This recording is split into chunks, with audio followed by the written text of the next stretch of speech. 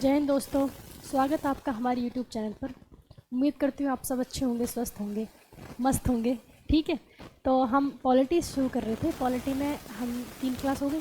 ठीक है, तो पॉलिटी मैंने आपको 2 पार्ट्स तो मैंने पढ़ा दी, यानी कि 2 चैप्टर कह सकते हैं ना। संविधान के 2 चैप्टर आप पढ़ चुके हो। पहला आपने क्या पढ़ा? भारत और उसका राज्य क्षेत्र, यानी कि यूनियन एंड इट्स टेरिटरी, है ना, India and it's union territory. ठीक, और दूसरा पढ़ा आपने क्या? सिटीजनशिप, यानी कि नागरिकता के बारे में। तो जो हमारा चैप्टर 1 है, जिसको हम भाग 1 कहते हैं,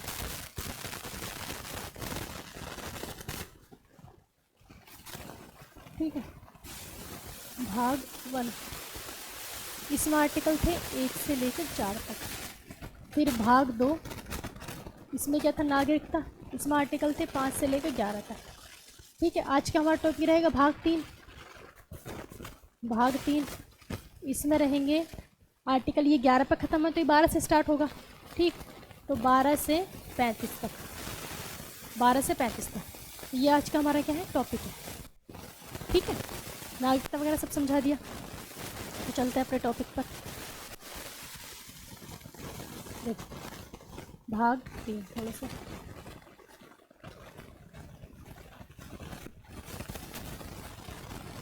भाग 3 यानी कि इसको हम कहेंगे कि मौलिक अधिकार, मूल भी कहते हैं या मौलिक कहते हैं। मौलिक अधिकार, अधिकार यानी कि फंडामेंटल राइट्स। मौलिक अधिकार यानी कि फंडामेंटल राइट्स। इसमें जो आर्टिकल है, यानी कि जो अनुच्छेद है, अनुच्छेद है इसमें 12 से लेकर 35 तक। ठीक, अब पहले अनुच्छेद पढ़ने से पहले हम थोड़ा सा जान लेते हैं मौलिक अधिकार के बारे में। ठीक, थोड़ा सा मौलिक अधिकार के बारे में जान लेते हैं क्या। देखो, ये कहा गया है मौलिक अधिकार। मौलिक क्या है? मूल अधिकार, यानी कि आपकी जड़, मूल कहते हैं ना जड़ को, जो आपकी जड़ को मजबूत करे, यानी कि आपको जन्म से ही मिल जाए। ठीक, ये क्या है? ये नेचुरल अधिकार है, आपको नेचुरली मिल जाता है, नेचुरल अधिकार है, ना कि कानून अधिकार। अगर जो कानूनी अधिकार होता है, देखो जो कानूनी अधिकार है आपको, कानूनी अधिकार को सरकार छीन सकती है। मैं सरकार ने दिया है हमें वो अधिकार, सरकार छीन सकती है। ठीक है, लेकिन मौलिक अधिकार को सरकार नहीं छीन सकती। मौलिक अधिकार को सरकार नहीं छीन सकती। आप ये समझ लो कि अगर मौलिक अधिकार ना हो, हमारे मौलिक अधिकार ना हो, तो ज़िंदगी हो जाती है नर्क। ये कहते हैं ना, जैसे जेल में, बिल्कुल जेल में क्या होता है? जेल में बिल्कुल आपको ना कहीं वो ना आज़ादी से वो घूम सकते हैं, है ना, बहुत सारी बाउंडेशंस होती हैं। तो वही अगर मौलिक अधिकार ना हो तो सारी बाउंडेशन होंगी हम पे, तो ज़िंदगी जेल जैसी नहीं बन जाएगी। तो इसलिए मौलिक अधिकार सबसे ज़्यादा इम्पोर्टेंट है। तो मौलिक अधिकार क्या है? नैसर्गिक है, यानी कि नेचुरल कह सकते हैं, या फिर जन्म से मिल जाते हैं। मौलिक अधिकार को हम क्या कहते हैं? नैसर्गिक अधिकार, नैसर्गिक अधिकार। ठीक, और क्या है मौलिक अधिकार? मौलिक अधिकार हमें जन्म से मिल जाते हैं, जन्म से मिल जाते हैं। मौलिक अधिकारों को मैग्ना कार्टा कहा जाता है, मैग्ना कार्टा। संविधान का मैग्ना कार्टा किसे कहा जाता है? मौलिक अधिकारों को। देखो, मैग्ना कार्टा जो है, मैग्ना कार्टा का मतलब होता है अधिकार। ये फ्रेंच लैंग्वेज का वर्ड है मैग्ना कार्टा। तो फ्रेंच भाषा में अधिकार को क्या कहते हैं? मैग्ना कार्टा कहते हैं। तो हमारे संविधान का मैग्ना कार्टा किसे कहा गया? मौलिक अधिकारों को, फंडामेंटल राइट्स को, फंडामेंटल राइट्स को। ठीक है, मैग्ना कार्टा। और क्या है? मौलिक अधिकार कौन से देश से लिए गए हैं? तो मौलिक अधिकार लिए गए हैं यूएसए, यानी कि अमेरिका के संविधान से। कहाँ से लिए गए? अमेरिका के संविधान से। और नागरिकता कहाँ से ली गई थी? ब्रिटेन के संविधान से। सिटीजनशिप ब्रिटेन के संविधान से। और ये मौलिक अधिकार यानी कि फंडामेंटल राइट्स कहाँ से लिए गए? अमेरिका के संविधान से। ठीक, तो अब हम पढ़ते हैं, हम इसमें 12 से लेकर 35 तक मौलिक अधिकार के बारे में। ठीक, मौलिक अधिकार टोटल कितने हैं? पहले आप सारे 12 से लेकर 35 तक पूरे पढ़ लो। ठीक, उसके बाद में आपको उनको, ये होता है ना कि अलग अलग डिवाइड करके मैं बता दूंगी कि यहाँ से यहाँ तक समानता का अधिकार है, टोटल कितने हैं? 6 हैं। ठीक है, इस तरीके से पहले 12 से लेकर 35 तक हमें सब कुछ पढ़ना है, पहले वो समझ लो। ठीक, चलते हैं तो आर्टिकल 12 पे। आर्टिकल 12, आर्टिकल 12 क्या कहता है? आर्टिकल 12 में कुछ नहीं है, सिर्फ मौलिक अधिकार की क्या है? परिभाषा है। मौलिक अधिकार की परिभाषा है। आर्टिकल 13 में, आर्टिकल 13 में हम इसको कहते हैं हम अल्पीकरण। क्या कहते हैं इसको? अल्पीकरण। अल्पीकरण का मतलब है कि ऐसे मौलिक अधिकार, हमारे ऐसे मौलिक अधिकार जो दूसरे के मौलिक अधिकार को ठेस पहुंचाए या ना होने दे, है ना, दूसरे के मौलिक अधिकार को रोके, तो हमारे मौलिक अधिकार को रोक लिया जाएगा। आई बात समझ में? यानी कि हमारे मौलिक अधिकार, ऐसा हमारा मौलिक अधिकार जो दूसरे के मौलिक अधिकार को ठेस पहुंचाए या दूसरे के मौलिक अधिकार को ना होने दे, तो ऐसे हमारे मौलिक अधिकार को रोक लिया जाएगा। जैसे एग्जांपल, आपको यानी कि कोई डांस कर रहा है ना, म्यूज़िक चला के कोई डांस कर रहा है, तो ये हमारा मौलिक अधिकार है, हम आज़ादी से हम कुछ भी कर सकते हैं, हम डांस कर रहे हैं, हम घूमे फिरें, कुछ भी करें, ठीक, हम डांस कर रहे हैं और हमने म्यूज़िक चला रखा है, तो म्यूज़िक आप उसकी आवाज़ इतनी तेज़ कर दो जिससे कि आपको दूसरे को परेशानी हो रही है, ठीक है, आपका भी मौलिक अधिकार, आप मतलब कर चला सकते हैं, लेकिन आपने उसकी आवाज़ इतनी तेज़ कर दी कि जो पड़ोसी हैं आपके, वो पड़ोसी ने आपको गाली देना शुरू कर दी। या ऐसा भी हो सकता है कि कोई बेचारा पढ़ने वाला बच्चा, उसका एग्ज़ाम हो तो वो कैसे पढ़ेगा, तो यानी कि आपके मौलिक अधिकार से अगर कोई पढ़ नहीं पा रहा है तो उसके मौलिक अधिकार, हमें शिक्षा का अधिकार भी है, उसके मौलिक अधिकार को ठेस पहुंच रही है, तो आपके मौलिक अधिकार को रोक दिया जाएगा, यानी कि आपको जो वो डीजे बजा रखा है ना, वो उसको बंद कर दिया जाएगा, ठीक। तो ये बात समझ आ गई, तो इसको हम कहते हैं अल्पीकरण, यानी कि उसको छोटा कर देना, अल्पीकरण, क्लियर। तो आर्टिकल 13 में ये है, ऐसा कोई भी मौलिक अधिकार जो दूसरे के मौलिक अधिकार को ठेस पहुंचाए, उस मौलिक अधिकार को ख़त्म कर दिया जाता है, ठीक है। अब आ जाओ आर्टिकल 14 पर। आर्टिकल 14,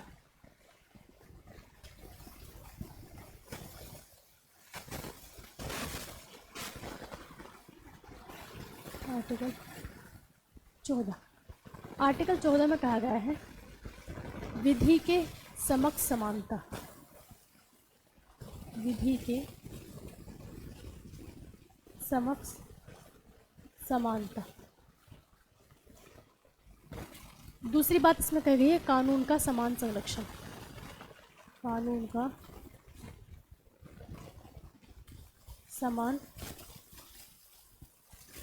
संरक्षण, ठीक। जो विधि के समक्ष समानता है ये लिया गया है ब्रिटेन के संविधान से, और कानून का समान संरक्षण ये लिया गया है अमेरिका के संविधान से, United states of America, USA, ठीक। अब इसको समझो ये क्या कह रहा है, इसका मतलब है विधि के समक्ष, समक्ष यानी कि सामने, विधि यानी कि कानून, कानून के सामने क्या है, सब बराबर है, कानून के सामने सब बराबर है। अगर कोई जज है, जज के सामने कोई प्राइम मिनिस्टर, कोई प्रेसिडेंट भी खड़ा है कटघरे में, तो वो उसको भी वही सज़ा देगा जो एक नॉर्मल आदमी के लिए है ना।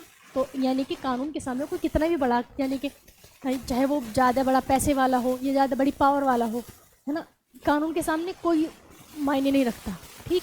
इसका मतलब ये है, वैसे तो होने को तो कुछ भी होता है, आपने कभी देखा कोई बहुत ज़्यादा जिसकी आगे तक पहुँचे तो वो कभी जेल में चला गया हो, हैं, तो होने को तो सब होता है, हर चीज़ का मिसयूज होता है, लेकिन हमारे संविधान में क्या है, विधि के समक्ष समानता, कानून के सामने सब बराबर, और इसके लिए इसका मतलब है ये तो है कानून के सामने सब बराबर, और कानून के सामने तो सब बराबर, और सबके लिए कानून बराबर, सबके लिए क्या होगा, कानून बराबर, कानून का समान संरक्षण होगा, कानून के सामने सब बराबर, सबके लिए कानून बराबर, ये है इसका मेन मीनिंग, ठीक है। तो सादी भाषा में बिल्कुल सिंपल आपको समझ आ गया होगा। तो ये आर्टिकल क्या है, 14 है। तो ये हमें किसकी बात कर रहा है, समानता यानी कि इक्वालिटी की बात कर रहा है, ठीक। इसके बाद देखते हैं आर्टिकल 15। आर्टिकल 15 कहता है, आर्टिकल 15 क्या कहता है कि जाति, धर्म, लिंग, जन्म स्थान के आधार पर भेदभाव नहीं, जाति, धर्म, लिंग, जन्मस्थान यानी कि कास्ट, जाति यानी कि कास्ट, रिलीजियस, सेक्स, जन्मस्थान यानी कि बर्थ प्लेस, है ना, इनके हिसाब से, इनके आधार पर आप किसी से डिस्क्रिमिनेशन नहीं कर सकते, किसी से भेदभाव नहीं कर सकते। लेकिन ये तो समझ आ गया, जैसे मान लिया कोई किस जाति का है, कोई किस जाति का है, तो कहते हैं ना कि नीची जाति तो ऊंची जाति, तो ऊंची नीची जाति में भेदभाव नहीं होना चाहिए, वो चीज़ हो गई, है ना। कोई धर्म यानी कि हिंदू मुस्लिम के बीच में भेदभाव नहीं होना चाहिए, कुछ भी सब आराम से रहो। जन्म स्थान, जन्म स्थान के आधार पर भेदभाव नहीं होना चाहिए। तो आपको समझ आ गया कि सिंपल सी बात है ना, इनके आधार पर ये इसमें भी चीज़ है कि सार्वजनिक स्थान पर, सार्वजनिक का मतलब होता है सरकारी, मेनली सार्वजनिक स्थान पर तो होना ही नहीं चाहिए। लेकिन अगर डिस्क्रिमिनेशन की बात करें यानी कि भेदभाव की बात करें तो पॉजिटिव डिस्क्रिमिनेशन हो सकता है। पॉजिटिव इन द सेंस जैसे कि जैसे वो दिया जाता है। अब देखो जाति के आधार पर हम भेदभाव नहीं कर सकते, लेकिन अगर पॉजिटिव सेंस है यानी कि किसी जाति का आपको उद्धार करना है, जैसे जो SC ST वाले लोग होते हैं, जो पिछड़ी जाति के लोग होते हैं, उनको वो मिलता है, बहुत सारी चीज़ों में रिलैक्सेशन मिलता है उनको जॉब के लिए, तो वो क्या है, वो एक पॉजिटिव डिस्क्रिमिनेशन है ना। वो तबका कोई एक पर्टिकुलर कोई एक तबका अगर नीचे पीछे चला गया है तो उसको आगे लाने के लिए आप कुछ और लोगों से आप उसमें डिस्क्रिमिनेट कर दो, कुछ भेदभाव कर दो, तो वो आता है पॉजिटिव सेंस में, तो आप कर सकते हैं, ठीक है, वो हो सकता है। क्लियर। अब आ जाते हैं आर्टिकल 16 पर। आर्टिकल 16 क्या कहता है? आर्टिकल 16 कहता है लोक नियोजन में समानता। लोक नियोजन, लोक नियोजन, लोक नियोजन का मतलब समझ लो आप सरकारी नौकरी, सरकारी नौकरी में समानता, लोक नियोजन में समानता, ठीक। लोक नियोजन में समानता, लोक नियोजन यानी कि सरकारी नौकरी में समानता। इसमें वही चीज़ आ गई, सरकारी नौकरी क्या ऐसा होता है कि एक कोई मुस्लिम आ गया कि हम किसी मुस्लिम को सरकारी नौकरी इसको नहीं देंगे, हम हिंदुओं को देंगे, है ना, ऐसे नहीं होता। लेकिन सरकारी नौकरी में सबको समानता होगी, जिसने सपोज, लेकिन इसमें यह है कि आपकी एलिजिबिलिटी जो उस जॉब के लिए है वो होनी चाहिए। अब ऐसे थोड़ी ना इसमें फॉर्म में तो मैं कि आप ग्रेजुएट हो, ठीक है, या फिर आपके पास ही डिप्लोमा हो और आपने वो कर ही नहीं रखा तो उसमें आप कहने लो कि हमें नहीं ले रहे, हमें नहीं ले रहे, ये थोड़ी ना होता है। बशर्ते क्या हो, उस जॉब के लिए, उस सरकारी नौकरी के लिए आप एलिजिबल होने चाहिए, जो उसका क्राइटेरिया है, तो सबको क्या होगी, सबको सरकारी नौकरी में समानता मिलेगी। इसमें भी वही चीज़ आती है कि पॉजिटिव वाली जो मैंने आपको अभी समझाया, कोटा वगैरह जो मिलता है ना,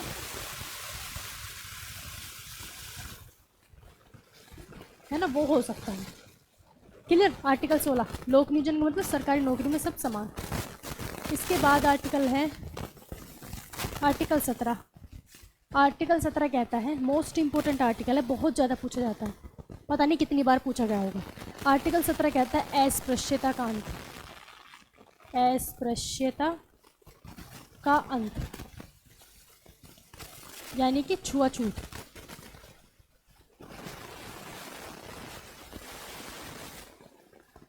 अस्पृश्यता यानी कि छुआछूत का अंत, ठीक। ऐसा होता ना, आपने अब तो बहुत कम हो गया, अब तो एक होता ना कि पढ़े लिखे लोग ज़्यादा हो गए, समझने लगे चीज़ों को, लेकिन पुराने टाइम में आपने कोई पुरानी मूवी देखी तो बहुत होता था, ऊंची जात नीची जात के, जो बेचारे जो नीची जात के होते थे उनको वो उनके साइड में भी नहीं बैठ सकते, है ना, अगर उनके बर्तन में कोई खाना भी नहीं खा सकता। एक पुराने टाइम पे तो ये भी होता था, जो जमींदार होते थे, जमींदार हमेशा ऊंची कास्ट के होते थे, चौधरी वगैरह जो बनते थे ना, तो उनके कुएं पे कोई किसी ने पानी पी लिया तो उस कुएं को ही ख़त्म कर दिया, उस इंसान को भी ख़त्म कर दिया किसी नीची जात वाले ने। तो इतना ज़्यादा क्या होता था, डिस्क्रिमिनेशन होता है, अस्पृश्यता यानी कि छुआछूत वाला, ठीक। आप मुझसे टच नहीं हो सकते, या मेरे साथ में नहीं बैठ सकते, ये नीची जात का हम ऊंची जात के हैं, इस तरीके से। तो ये चीज़ ये नहीं करनी, अस्पृश्यता का अंत, छुआछूत का अंत, समझ गए, अस्पृश्यता छुआछूत क्या होता है। क्लियर। अब इसके बाद आर्टिकल 18 आता है। आर्टिकल 18, आर्टिकल 18 कहता है, आर्टिकल 18 कहता है उपाधियों का अंत। किसका? उपाधियों, उपाधियों का अंत, उपाधियों का अंत। अब उपाधि क्या होती है? उपाधि जैसा आपने पढ़ा होगा मॉडर्न हिस्ट्री में या मिडिवल हिस्ट्री में काफ़ी सारी हैं कि इसकी उपाधि धारण करी, विक्रमादित्य की उपाधि धारण करी, है ना, चंद्रगुप्त मौर्य ने विक्रमादित्य की उपाधि धारण करी, चंद्रगुप्त ने, ठीक है, और किसी ने देवनाम प्रियदर्शी की उपाधि धारण करी, अशोक ने, है ना। या मॉडर्न हिस्ट्री में भी आप देखो कि महात्मा की उपाधि मिली, महात्मा गांधी जी को राष्ट्रीय पिता की उपाधि मिली, रविन्द्रनाथ टैगोर को सर की उपाधि मिली, है ना। तो ये क्या थी, इनको कहते हैं हम उपाधि। तो उपाधि का मतलब ये होता है, उपाधि तो आप समझ गए उपाधि क्या है। तो आज के टाइम पे कोई उपाधि नहीं रख सकता, ये उपाधि जब से हमारा संविधान बनने से पहले थी सबकी उपाधियाँ, ठीक है। संविधान बन गया जब, तो इसमें क्या उपाधियों का अंत है। तो आज के टाइम पे आपने देखा है क्या कि कुछ अपना नाम कुछ भी, मैं क्या, मैं ठाकुर हूँ, मैं ठाकुर, मुझे सब ठाकुर साहब कहेंगे, मेरी उपाधि हो गई।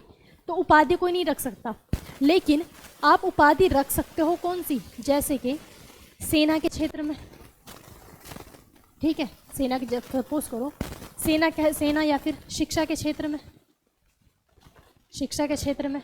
और आपको जो मिलते हैं अवार्ड, जैसे कि अवार्ड का मतलब जैसे भारत रत्न मिलता है, भारत रत्न, राष्ट्रीय पुरस्कार लिख देती हूँ, चारों आ जाएंगे इसमें, हाँ, राष्ट्रीय पुरस्कार,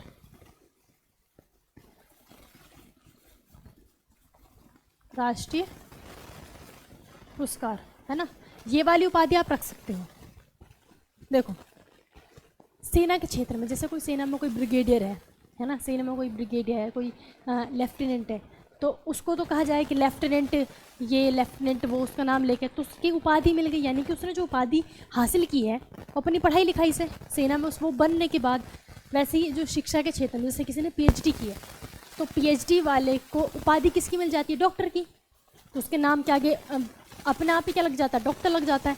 तो ये उपाधि उसने हासिल की है किससे, शिक्षा से, ठीक। और अगर राष्ट्रीय पुरस्कार की बात करें तो सबसे बड़े राष्ट्रीय पुरस्कार हमारे 4 हैं।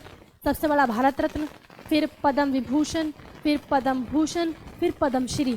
तो इन चारों की उपाधि आप रख सकते हैं। जैसे आपने सुना होगा स्टेज पे किसी का अनाउंसमेंट होता है, तो अगर किसी को भारत रत्न मिला हुआ है तो कहेंगे भारत रत्न विजेता ये स्टेज पर आ जाएं, तो यानी कि उनको वो उपाधि वो रख सकते हैं। तो इसके अलावा आप फालतू में, जैसे मैं कहूँ मैंने पीएचडी नहीं की हुई, तो मैं कह लूँ मेरा नाम डॉक्टर शिफा है ना, तो क्या मैं कर सकती हूँ, ऐसे नहीं कर सकता, नहीं हो सकता ना ऐसा, ठीक। तो इन क्षेत्र में आप उपाधि रख सकते हो, अदरवाइज नहीं रख सकते। और एक और चीज़ है, अगर विदेश में, अगर किसी और देश ने आपको कोई उपाधि दी है, तो वो उपाधि को रखने के लिए, उस उपाधि को रखने के लिए आपको राष्ट्रपति से परमिशन लेनी पड़ेगी। आपको राष्ट्रपति से क्या लेनी पड़ेगी, परमिशन लेनी पड़ेगी। जैसे नरेंद्र मोदी जो हमारे पीएम हैं, उनको कई सारे देश ने उपाधियाँ दी हैं, ठीक है ना, तो उसके लिए क्या करना पड़ेगा, राष्ट्रपति से परमिशन लेनी पड़ेगी। अब आप ये देखो, ये जो आर्टिकल 12 में तो परिभाषा होगी, तेरे मालिकीकरण हो गया कि अगर किसी का मौलिक अधिकार दूसरे के मौलिक अधिकार को हानि पहुँचाता है, तो उसके मौलिक अधिकार को, यानी कि पहले वाले के मौलिक अधिकार को रोक दिया जाएगा, ठीक, अल्पीकरण। लेकिन 14 से लेकर 18 तक आप देखो इक्वालिटी की बात हो रही है, समानता की बात हो रही है, समानता,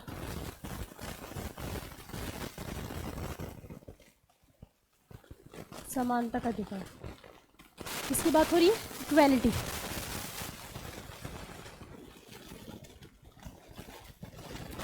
इक्वालिटी जैसे आर्टिकल 14 में कानून के सामने सब बराबर, सबके सामने कानून बराबर। 15 में जाति धर्म लिंग के आधार पर सब बराबर है ना, ये भी तो बराबर की बात करता है। सरकारी नौकरी के लिए सब बराबर है, सब समान है, किसी से छुआछूत नहीं करनी, यानी कि सब बराबर है। उपाधियाँ कोई नहीं रखना, यानी कि सब बराबर होंगे, कोई उपाधि नहीं रख सकता, सभी इक्वल हैं, है ना। ऐसे नहीं कोई कह ले मैं महात्मा हूँ, आज के टाइम पे कोई कहने लगे तो कह सकता है क्या, नहीं कह सकता। तो 14 से लेकर 18 तक क्या होता है, एक मौलिक अधिकार है, इसको हम कहेंगे समानता का अधिकार। तो समानता का अधिकार कहाँ से कहाँ तक, आर्टिकल 14 से आर्टिकल 18 तक, ठीक है। आगे चले,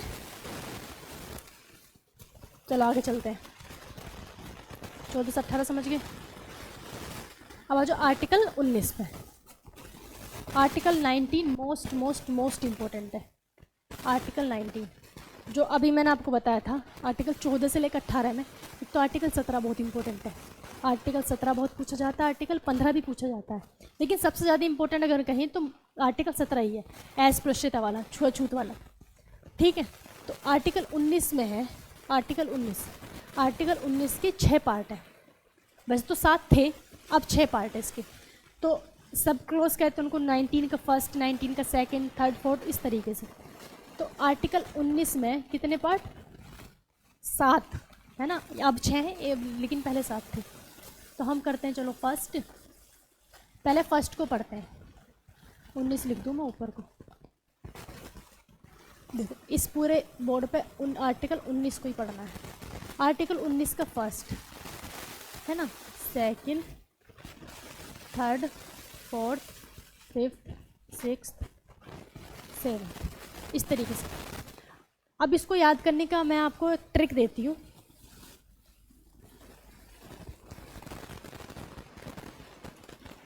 बोस संघ आया बस व्यापार किया,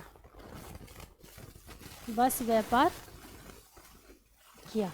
बोस संग आया बस व्यापार किया, बोस संग आया बस व्यापार किया। मैंने 6 वाला स्किप कर दिया क्योंकि 6 वाला इसमें है ही नहीं। अब इसको समझो, देखो ये आर्टिकल कहता है, आर्टिकल फर्स्ट का मतलब है बोस है क्या, बोलने की स्वतंत्रता। बोलने की किसके लिए है, फ्रीडम के लिए है, बोलने की, बोलने की स्वतंत्रता। ठीक है। 19 का फर्स्ट बहुत पूछा जाता है, 19 के फर्स्ट में बहुत सारी चीज़ें आती है। मेन इसमें आता है देखो अभिव्यक्ति की स्वतंत्रता। ट्रिक के साथ हमने बोलना पहले ले लिया, लेकिन मेन पूछा जाता है अभिव्यक्ति की स्वतंत्रता। अभिव्यक्ति, right to express, right to express, अभिव्यक्ति। देखो अभिव्यक्ति का मतलब अपने एक्सप्रेशन देना। अब एक्सप्रेशन आप किस तरीके से दे सकते हो, आप किसी चीज़ के ऊपर आपको अपना क्या एक्सप्रेशन देना है, तो या फिर कुछ जैसे किसी नेता ने कुछ बोला है ना, कुछ भाषण दिए, तो आपको उसके आप क्या कर सकते हो, उसके खिलाफ या तो आप बोल सकते हो, बोलने की आज़ादी है आपको। अगर आपको कोई बहुत बुरा लगता है तो पुतले जला सकते हो, ये भी तो आप अपने फीलिंग्स को एक्सप्रेस कर रहे हो, किसी भी तरीके से कर सकते हो। तो आप उसका पुतला जलाते हैं, उसके खिलाफ नारे लगाए जाते हैं, मोर्चा निकाला जाता है, या फिर जो हमारी प्रेस है, प्रेस को भी आज़ादी है कुछ भी छापने की, तो वो भी क्या करती है, प्रेस जो कुछ भी छापने की आज़ादी है, प्रेस भी क्या करिए, अपने जो विचार हैं उनको क्या करिए, एक्सप्रेस करिए, अपनी अभिव्यक्ति कर रही है। और दूसरा RTI, राइट टू इन्फॉर्मेशन, है ना, RTI। तो सारी की सारी बातें किसमें आ जाएंगी, 19 के फर्स्ट में। तो मेन इसमें आता है अभिव्यक्ति। अभिव्यक्ति आप किस तरीके से एक्सप्रेस करते हो, वो हर चीज़ इसी आर्टिकल 19 के फर्स्ट में आ गई। तो आपको घुमा घुमा के पूछेगा, इसमें घुमा घुमा के तो ये पूछता है अभिव्यक्ति की स्वतंत्रता किसमें है, 19 के फर्स्ट में। मैंने बोलने पहले लिख दिया ट्रिक की वजह से, है ना, आपको बोलने आपको याद आ जाएगा, बोलने की स्वतंत्रता, तो इससे सब याद आ जाएगा। अभिव्यक्ति, दूसरा प्रेस की स्वतंत्रता, ठीक है ना, प्रेस की स्वतंत्रता, और क्या, RTI डालने की, है ना, RTI, right to information 2005 RTI act, और क्या, पुतले जलाने की, किसके, पुतले जलाना, और किस तरीके से एक्सप्रेस करते हैं, नारे लगाना, नारे किसी के खिलाफ उसका जिंदाबाद ये और वो, ठीक है ना, नारे लगाना। तो ये क्या है, अपनी फीलिंग्स को, अपनी बात को एक्सप्रेस करने के तरीके हैं बहुत सारे, है ना। या काले झंडे दिखाते हैं किसी को, काले झंडे दिखाना, अगर किसी का विरोध कर रहे हैं तो काले झंडे दिखाते हैं ना। जैसे साइमन कमीशन याद है ना, साइमन कमीशन को काले झंडे दिखाए गए थे, साइमन कमीशन गो बैक के नारे लगाए गए थे। तो वो सब किसकी वजह से, आर्टिकल 19 के फर्स्ट है। वैसे तो तब संविधान नहीं था, लेकिन वो मैं एग्जाम्पल के तौर पर आपको समझा रही हूँ, ठीक है। तो वही सारी चीज़ है, क्लियर। तो 19 का फर्स्ट समझ आ गया। 19 के सेकेंड में यानी कि से क्या है, सभा करने की स्वतंत्रता, सभा करने की स्वतंत्रता, सभा करने की स्वतंत्रता। आपको किसकी स्वतंत्र, सभा यानी कि आप मीटिंग कह सकते हो, सभा यानी कि मीटिंग कह सकते हो। तो सभा करने की स्वतंत्रता है, तो लेकिन हर चीज़ के पीछे एक होता है ना, एक पॉजिटिव पॉइंट होता है, एक नेगेटिव पॉइंट होता है। तो पॉजिटिव वाला तो आपको आज़ादी है। अब इसी में सपोज करो सभा करने की स्वतंत्रता है और वहाँ पर सभा करने लगा आप हथियार लेके, वो तो नहीं कर सकते, वो तो लीगल हो जाएगा, ठीक। तो सभा करने की स्वतंत्रता यानी कि मीटिंग आप कर सकते हो, है ना। जैसे हमें होता है ना नॉर्मली कि सबको बुला लेते हैं, चलो इस मुद्दे के ऊपर हम बात करेंगे, सब आ जाना, तो वो तो नॉर्मल है। लेकिन अगर पता चले कि सब सभा कर रहे हैं और हथियार लेकर आ गए, तो वो तो गलत है, ऐसा नहीं कर सकते, ठीक है। तो क्या है, सभा करने की स्वतंत्रता है। संघ से क्या आ जाएगा, संगठन बनाने की स्वतंत्रता, संगठन बनाने की स्वतंत्रता, ठीक। संगठन बनाने की स्वतंत्रता भी है। संगठन यानी कि हम कह सकते हैं कोई ऑर्गेनाइजेशन बनाने की स्वतंत्रता, जैसे जितने अब NGO वगैरह बनते हैं, तो एक तो NGO होता है, वो तो एक पॉजिटिव चीज़ के लिए बनता है। लेकिन अगर वो संगठन, किसी भी चीज़ का संगठन आप ऐसा बन जाए, यानी कि सपोज वो टेररिज्म को प्रमोट करता हो, है ना, या उसकी कोई टेररिज्म एक्टिविटी कोई देखी गई हो उस संगठन की, तो वो तो इलीगल हो जाएगा। तो अगर वो कह लगे भाई संगठन बनाने की स्वतंत्रता हम तो बनाएंगे, हैं, तो वो तो नहीं हो सकता। तो हर चीज़ में ना मतलब पॉजिटिव नेगेटिव दो पहलू देखने हैं। तो नॉर्मल संगठन आप बना सकते हैं, लेकिन अगर कोई संगठन में कुछ हथियार वगैरह या फिर टेररिज्म फैलाने की बात होने लगी है ना, टेररिज्म को प्रमोट कर रहे हो, तो वो तो नहीं हो सकता। ठीक, आया, बोस संग आया, आया से है आने जाने की स्वतंत्रता, आने जाने, या कह सकते हैं घूमने, चारों ओर घूमने कह सकते हैं ना, चारों ओर घूमने की स्वतंत्रता, चारों ओर घूमने की स्वतंत्रता। ठीक, आने जाने की स्वतंत्रता में चारों ओर घूमने की स्वतंत्रता, यानी कि अपने देश के अंदर, अपने देश की बाउंड्री के अंदर आपका जहाँ मन करे आप वहाँ आ जा सकते हो। ठीक है, कहीं भी घूम सकते हो, कहीं भी आ जा सकते हो। अब इसमें भी दूसरा पहलू देखें, हमें आने जाने की स्वतंत्रता तो है, आने जाने की फ्रीडम तो है हमें, लेकिन अगर कोई एरिया होता है रेस्ट्रिक्टेड एरिया, जैसे कितने जो भी होते हैं बड़े बड़े नेशनल पार्क होते हैं, तो डेंजर एरिया होता है ना, कि वहाँ पे सपोज करो कोई शेर वगैरह का एरिया है ना, लॉयन हो टाइगर हो, तो वहाँ पे डेंजर एरिया लिखा जाता है। अगर आप उसके अंदर तब भी जा रहे हो है ना, और कहने लगो भाई हमें तो चारों तरफ घूमने की स्वतंत्रता, हम तो जाएंगे है ना, चारों तरफ आने जाने की फ्रीडम है, कहीं भी जा सकते हैं, तो वो तो नहीं हो सकता, वो पहली रेस्ट्रिक्टेड एरिया है। या फिर होता है एक जो आर्मी का एरिया होता है ना, कैंट एरिया होता है, या फिर आर्मी का जो एरिया होता है उसमें भी बहुत सारी जगह रेस्ट्रिक्टेड होती हैं, नॉर्मल इंसान वहाँ पे नहीं जा सकता, तो नहीं जा सकता तो मतलब नहीं जा सकता। ठीक, तो आने जाने की फ्रीडम तो है, लेकिन ऐसी जगह पर आप नहीं जा सकते, तब आपको क्या होगा, जो भी कार्रवाई होगी यानी कि उसके आगे वो हो सकता है। ठीक, बस से क्या है, बसने की स्वतंत्रता, बसने की स्वतंत्रता, बसने की स्वतंत्रता मतलब वही कि आप अपने देश में कहीं भी घूम तो सकते हो। और सपोज आप कहीं जाओ, हिमाचल प्रदेश घूमने चले गए या फिर साउथ में कहीं घूमने चले गए, फिर अच्छा लगा भाई यहाँ तो बहुत अच्छा मौसम है ना, हिमाचल प्रदेश चले जाओ, इतना खूबसूरत एरिया है, या कश्मीर चले जाओ, अब तो कश्मीर में भी जाकर रह सकते हैं।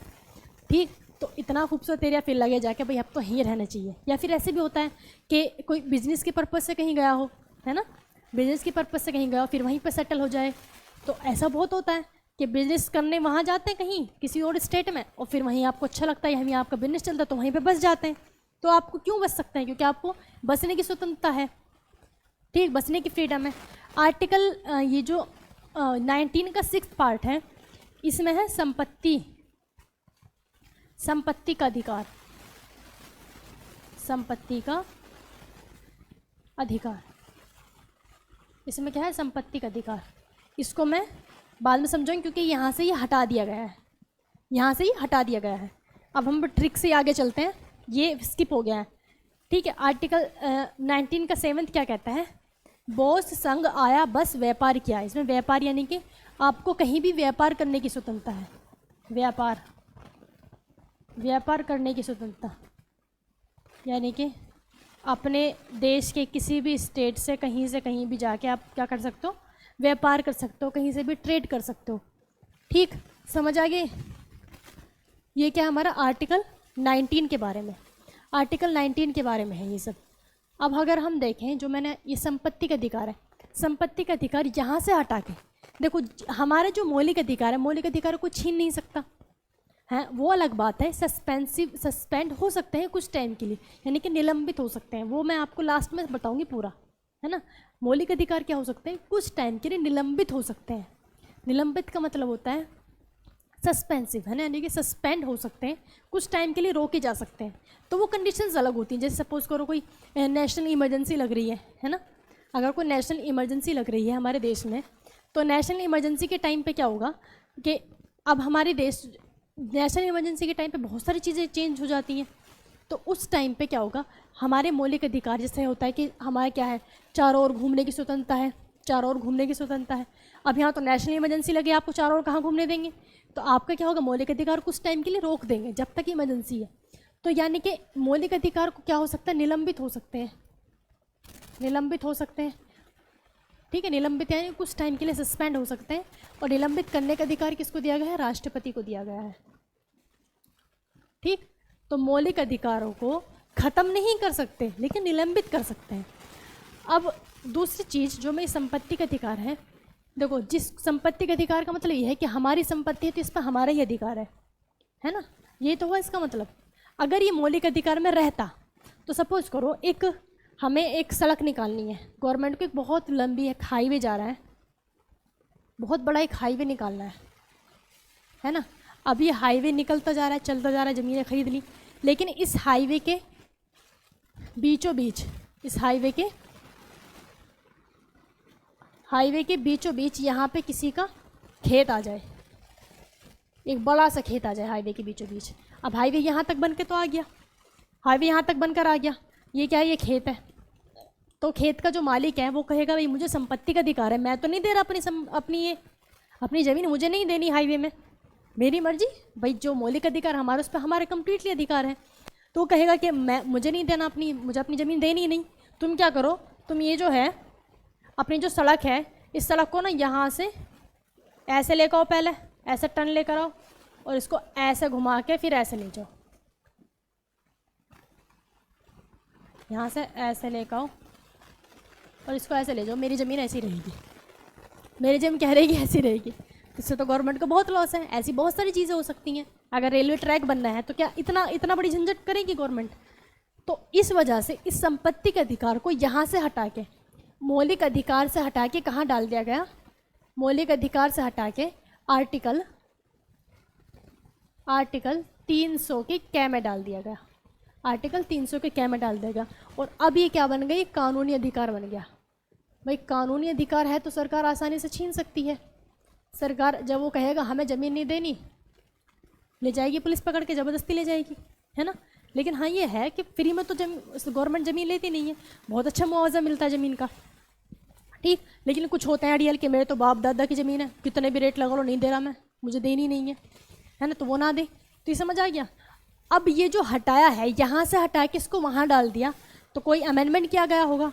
तो वो अमेंडमेंट था 44वां संविधान संशोधन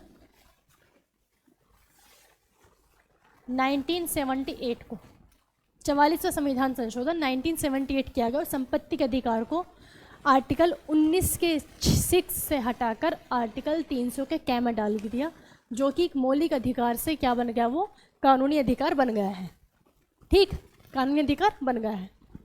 समझ आ गया। तो आर्टिकल 19 किस में है, आर्टिकल 19 है यानी कि हमारा स्वतंत्रता के बारे में बात करता है।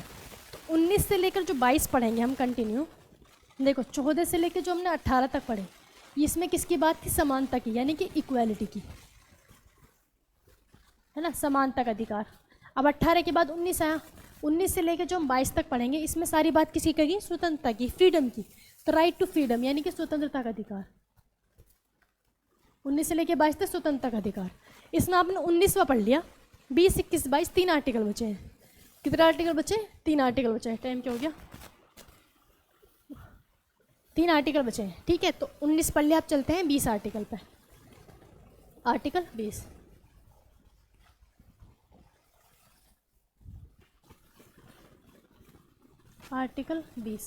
आर्टिकल 20 कहता है अपराधी के लिए दोष सिद्धि में संरक्षण,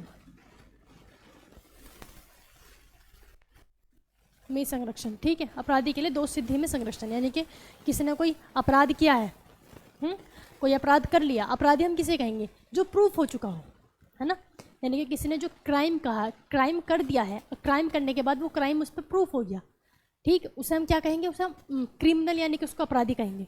और किसी ने अगर कोई जब तक जब पुलिस ने किसी को पकड़ा है, किसी को गिरफ्तार किया है, और जब तक जो जज है यानी कि कोर्ट उसको सज़ा ना सुनाते, उसको अपराधी नहीं कह सकते, उसको अपराधी नहीं कहा जा सकता, ठीक है। तो ये बात समझ आ गई।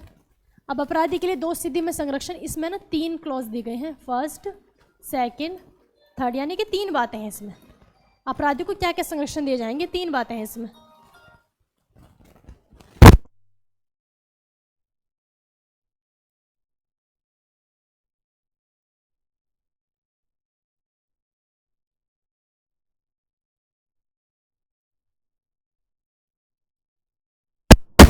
ठीक है, तो इसमें क्या है, अपराधी के लिए दोष सिद्धि, यानी कि अपराध दोष सिद्ध हो गया है। अब उसे क्या करना है, उसमें तीन बातें हैं।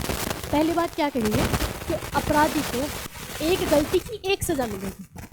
क्या होगी? एक गलती की एक सज़ा, एक गलती की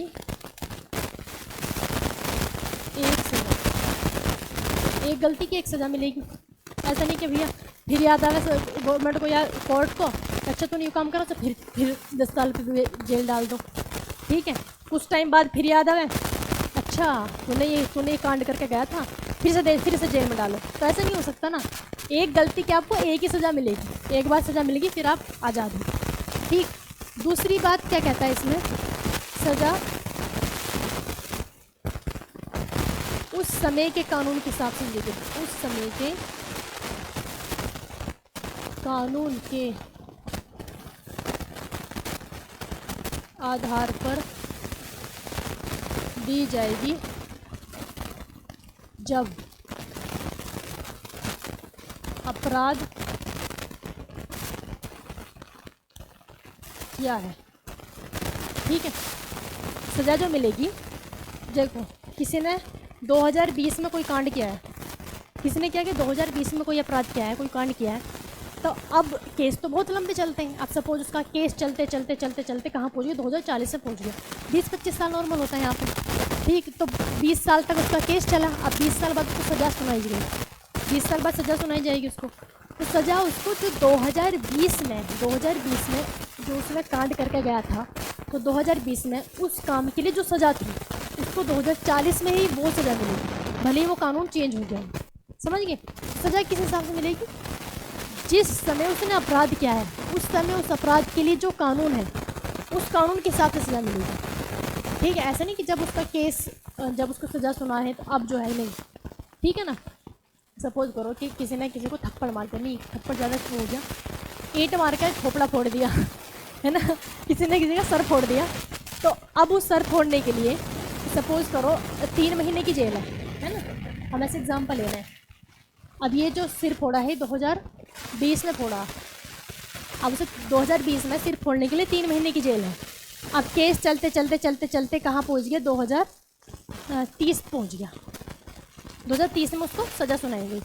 अब 2030 में सिर फोड़ने के लिए जो सज़ा है वो सपोज करो 6 महीने की हो गई, वो 6 महीने की हो गई। तो इसको जो सज़ा सुनाई जाएगी 2030 में, वो 3 महीने की सुनाई जाएगी, 6 महीने की, कितनी सुनाई जाएगी, 3 महीने की। जब उसने कांड किया था ना, उस टाइम पे जो कानून था उसके हिसाब से सज़ा मिलेगी। क्लियर हो गया आपको? ठीक, अब आगे चलते हैं।